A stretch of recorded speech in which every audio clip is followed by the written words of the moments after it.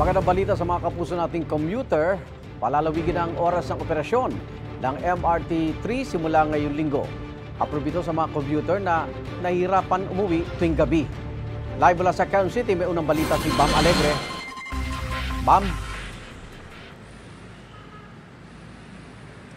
Igan, good morning. Ang MRT 3 may OT na rin o overtime tuwing gabi. Dagdag oras sa operasyon para sa mga pasahero. Ang empleyadong si RJ Nabo nahihirapan daw umuwi tuwing gabi. Nababawas kasi ang MRT 3 sa mga mapagpipilian bilang transportasyon dahil ang huling biyahe nito mula North Avenue Station 9:30 p.m. Sa Taft Avenue Station naman 10:09 p.m. ang alis ng huling tren. Kaya nang malaman niyang may direktiba para i-extend ang operating hours ng MRT, approve sa kanya. Mas maganda po kasi mas maraming sumasakay din paggabi yung mga pauwi, lalo mga galing sa mall.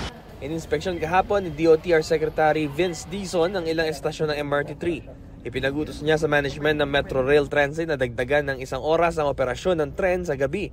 Bukod dito, ibinili niya rin sa pamunuan ng MRT na damihan pa ang mga bagon na maaaring sakyan tuwing peak hours.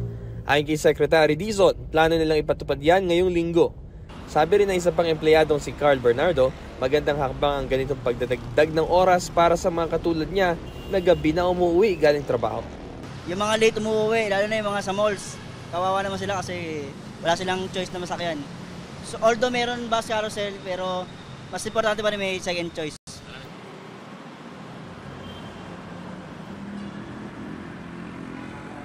Igan, 4:36 a.m. nang umalis ang unang tren mula rito sa MRT North Avenue Station. Traffic situation naman, rush hour na kaya moderate to heavy na ang daloy ng trapiko dito sa EDSA southbound lane sa may North Avenue rin. Pero yung EDSA bus carousel ay marami pa tayong nakikita ang bus na nakapila para sa ating mga commuter.